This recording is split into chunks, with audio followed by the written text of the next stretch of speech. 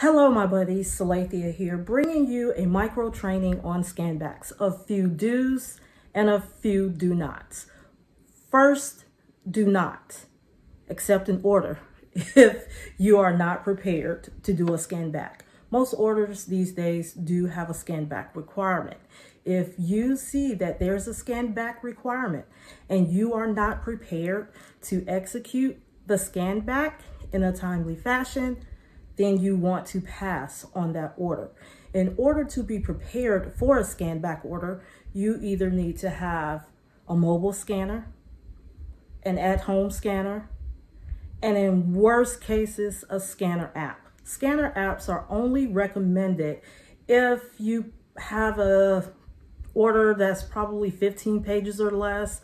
20 pages, you might be pushing it, but definitely you do not want to use a scanner app to scan back a 100-page refinance. That's just time consuming for you, and it's time consuming for the client that's waiting on the scan back order. So highly suggest you have a mobile scanner or that you have a at-home scanner. And if you only have an at-home scanner, then I'm going to recommend that you take that scan back order as your last signing of the day.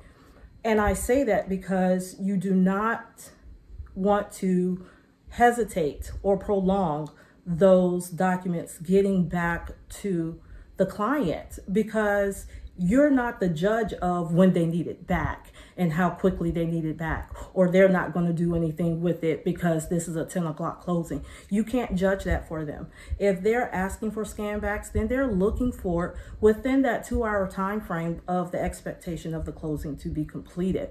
So not necessarily 2 hours after you've closed the signing, but within that 2-hour window of executing the signing, getting the scan back, and getting the all clear on your order. So I would highly recommend that if you do not have a portable scanner, get one. And if you can't afford one and you have one at home, then maybe make that your last signing, or make sure you have sufficient time in between your signings to allow you to go back home to scan that order in. You do not want to be the notary that has to tell the client, hey, hold on, I can't get those back to you because I'm on my way to my next signing. That's just not a good look, and you don't want to be that notary. You also do not want to use FedEx or UPS for your Scanbacks because they're expensive and it's not a recommended practice, to go to another location that is not your home or your car to execute a Scanback, because you are working with sensitive information and you do not want that information just to be out there because you're having to go to FedEx or UPS or any of those Office Depot, to scan back your order. You do not want to be in that situation.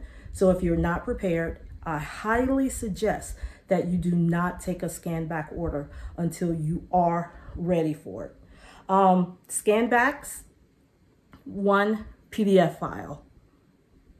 One PDF file. That file should include the documents. It should include the picture of the ID, and it should include the check if applicable. What you don't want to do is send pictures. You don't want to send multiple files, and you don't want to be caught not being prepared to do Scanbacks.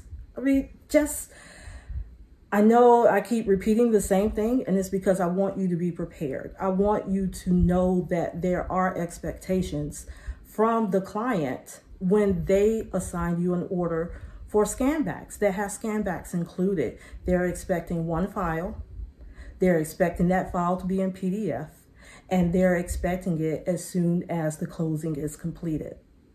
You have to meet those 3 expectations. If you're not prepared to meet those 3 expectations, then you may not want to take a Scanback order. And if you have any questions, please feel free to reach out to me. Thank you.